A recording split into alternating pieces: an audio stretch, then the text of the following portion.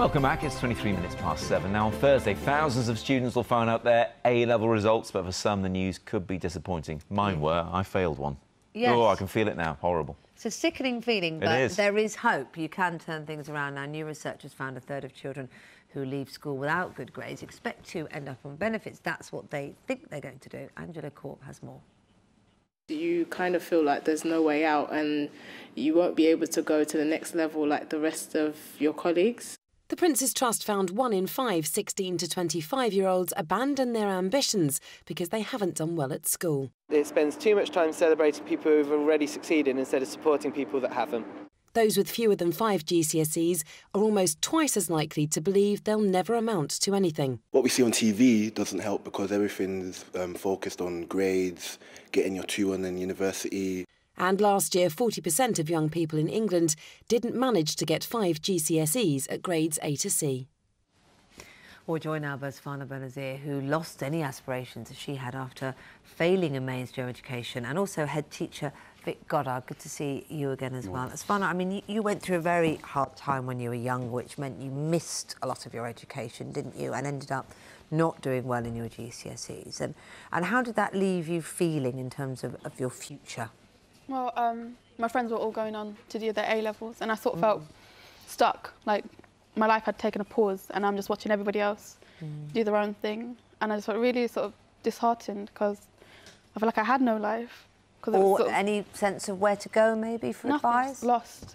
But, yeah, definitely I had no life because it was drilled into us that if you got bad GCSEs, you sort of take up a job that has little career prospects or a chance to climb up the ladder. So it was either A-levels or the high road, to be honest. But you have found a way of turning things around, haven't you? How did you do it? What had happened was, I think it didn't come quite quickly. It came at the age of 19, and my brother had passed away. And I think that was one of the hardest things I'd ever had to cope with. But then it also triggered a little change in me, and I realised that I need to follow my dreams. He died at 25, and I was 19 at the time.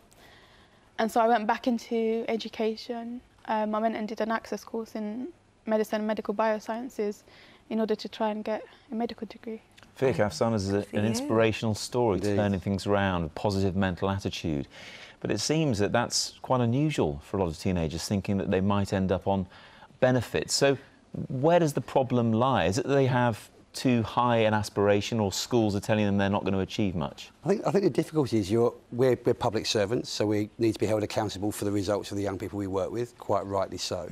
But when there's a hurdle to jump, and some young people aren't going to make it, you know, some young people aren't going to get a C. They're not capable of getting a C. Does that devalue what they're doing? No, you know, the vocational aspect of education is just as important. My fear is that with the media, with education, the pressure that's put on young people to jump that arbitrary hurdle will mean that we're taking their aspirations away from them. That's disgraceful. But it is bad, but it isn't great news out there, is it? The reason why the papers and television like this are full of bad news about job prospects is because there are a lot of unemployed and it's hard to get a job. We have to teach young people resilience. They have to understand that, you know, sometimes you don't always get what you want and you have to pick yourself up and go again.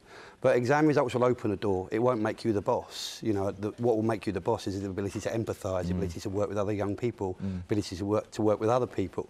So the exam results are a door opener, not necessarily the end of the path, which I think that's the vital message. They're a step in the stone, but not all the way through. Just briefly, Afsana, it's great you want to go on, be a doctor, and I dare say you're going to achieve that.